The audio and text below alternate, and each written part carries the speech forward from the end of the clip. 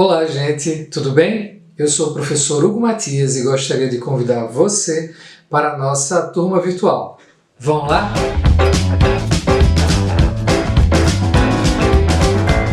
Olá, gente, tudo bem?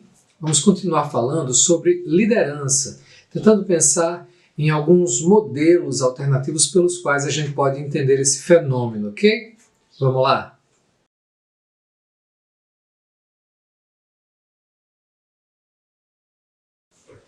Gente, nós falávamos em uma outra aula, vou deixar aqui, sobre liderança, tentávamos definir o fenômeno e falamos sobre o modelo que é o mais conhecido, mais difundido, que é o modelo que tenta entender a liderança por meio de uma lista de traços de personalidade ou competências específicas. Esse modelo ele tem alguns problemas, apesar de ser bastante intuitivo. É o fato de que geralmente essas listas são feitas sem considerar necessariamente a eventual eficiência dos líderes descritos por esses modelos. Então, pensando nessa situação, a gente pode ponderar alguns outros modelos alternativos. Existem modelos, por exemplo, que enfatizam o aspecto comportamental dos líderes nas organizações de trabalho. Então, uma teoria comportamental, ela tem o seu foco na descrição do comportamento dos líderes em ambiente laboral.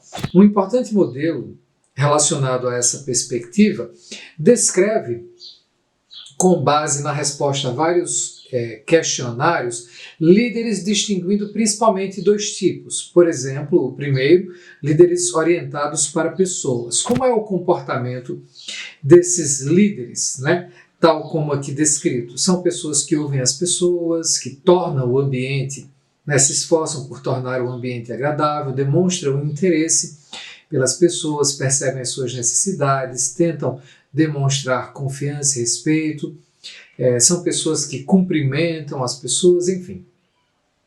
Esse é um tipo, um estilo de liderança, cujo comportamento é aí descrito.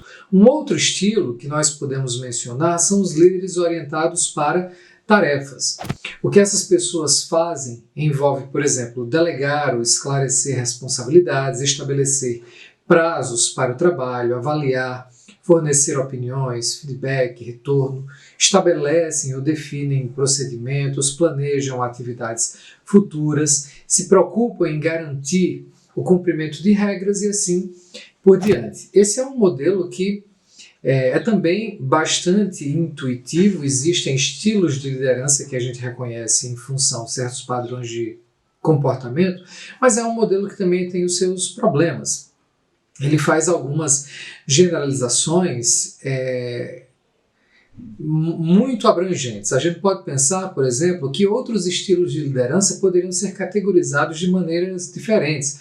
Existem estudos, por exemplo, que categorizam um estilo de liderança não considerado pela teoria padrão mais difundida, como sendo, por exemplo, orientado para o desenvolvimento. Outros estudos indicam estilos de liderança em que os líderes estão orientados para a produção. Enfim, a gente poderia pensar em uma série de outras categorias. Além disso, essas categorias produzidas dessa maneira, nesses estudos, muitas vezes parecem estanques. Elas muitas vezes, na realidade, os estilos de liderança podem se sobrepor, enfim, e isso não é considerado pela teoria. Outra coisa importante é que o estilo de liderança, aí nesse caso, ele é centrado na ideia de uma descrição do comportamento, só que existem fatores relacionais e fatores contextuais que devem ter importância. Aliás, com relação a isso, uma outra perspectiva nos estudos sobre liderança e na descrição de estilos de liderança enfatizou, em vez de comportamentos ou traços de personalidade, as contingências em que a liderança ocorre. Então, essa ideia envolve, por exemplo, a seguinte ponderação, que um líder ele é eficaz se um determinado estilo de liderança que ele pratica combina, por assim dizer, com a situação em que ele está. A gente pode pensar, por exemplo, na situação como o grau de controle que os líderes têm dentro daquilo que fazem. Você pode pensar nos estilos de liderança que a gente já mencionou, orientado para pessoas ou para tarefas, enfim, como combinando ou não com um determinado contexto. Então, aqui, o que é que nós temos? A ponderação de uma relação entre líder e liderado, que deve ser mediada pelo grau de confiança, pela credibilidade do líder. Temos aqui ponderação sobre a estrutura da tarefa, o grau em que a tarefa é estruturada, formalizados os seus procedimentos e assim por diante. E também podemos levar em consideração, por exemplo, o poder vinculado à posição ocupada por uma determinada pessoa que exerce influência como líder. Então, o grau de influência que está disponível a ela, a gente pode pensar em variáveis tais como possibilidade de contratação, possibilidade de decidir sobre sanções e disciplina, promoções, aumentos e assim por diante. Então, tudo isso oferece contexto, tudo isso é contingência para a eficácia da liderança. Esse modelo é também muito interessante, ele também apresenta algumas dificuldades. Então, existem várias evidências que apoiam esse modelo. No entanto, muitas vezes as previsões a partir desse modelo, elas funcionam quando a gente pensa em mais categorias do que aquelas que descreviu anteriormente os líderes, os estilos de liderança. Os estilos, quando eles são identificados, alguns deles no processo de identificação feitos em pesquisas empíricas apresentam alguns problemas metodológicos importantes. As contingências, elas também são intuitivas, tal como nós acabamos de falar. Só que é difícil delimitar essas contingências com precisão em situações reais, porque a realidade costuma ser muito mais complexa do que quando a gente modela nesses termos. Existem outras maneiras de pensar a liderança. Uma perspectiva pela qual se pensa a liderança, que é muito comum nos ambientes organizacionais hoje em dia, tem muita propaganda com relação a isso, e com razão, porque é uma perspectiva interessante, é a perspectiva da liderança transformacional. Geralmente, quando alguém fala sobre a liderança transformacional, compara com outras maneiras de liderar. A liderança transformacional ela tem como característica fundamental o compromisso com a promoção da mudança organizacional. Então, por exemplo, muitas vezes se compara a liderança transformacional com a liderança transacional, sendo que a liderança transacional é aquela em que o líder barganha com os seus liderados em função daquilo de que ele pode dispor, mais uma vez, recompensas ou sanções. Ele negocia e obtém, assim,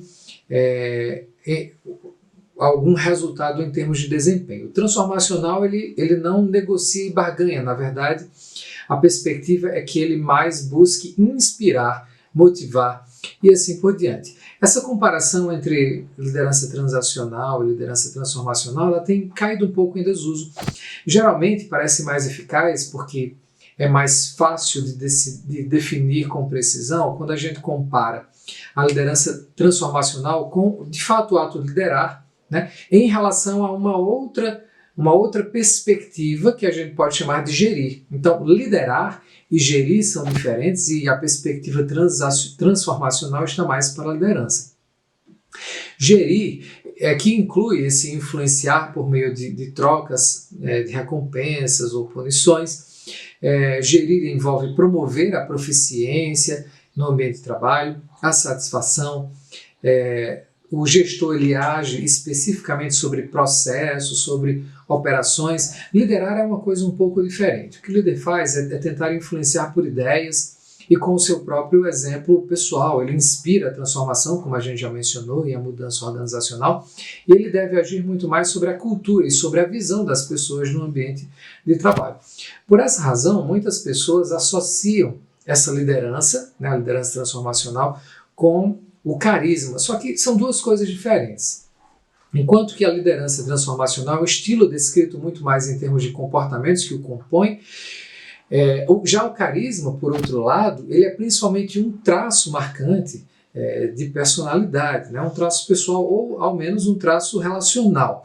E isso proporciona às pessoas que têm carisma certo poder, gera seguidores, e isso implica uma certa fidelidade, o que é bastante diferente, porque nada disso está dado entre líderes transformacionais. Para a gente ter uma noção, alguém carismático pode exercer liderança transformacional, mas não necessariamente. Alguém carismático pode exercer um tipo de liderança que faça o contrário de inspirar e promover a mudança. Um líder carismático pode, por exemplo, manter as coisas como elas são. Por outro lado, um líder transformacional, ele pode ter carisma, usar o carisma, mas pode prescindir também disso. Essa também é uma perspectiva que a gente pode avaliar criticamente. Existe uma forte evidência da correlação entre o estilo transformacional de liderança e a satisfação dos trabalhadores, assim como comprometimento, cidadania, tomada de melhores decisões, mas essa perspectiva tem vários problemas em termos metodológicos, porque muitas vezes quem pesquisa essa perspectiva, esse estilo de liderança, olha muito mais para um construto relacionado com o sucesso, você identifica pelo sucesso em vez de identificar pelo comportamento propriamente transformacional. Isso limita, é claro, o alcance desses estudos. Além disso, muitas vezes a gente precisa levar em consideração o fato que nem sempre a gente tem um ambiente que demanda ou mesmo que é propício à mudança. Nesse caso, o estilo de liderança transformacional não teria muito o que fazer. Gente, eu espero que tenha dado para entender, espero que tenham gostado da aula. Se gostaram, não esqueçam de deixar o like, viu? Valeu, gente, até mais.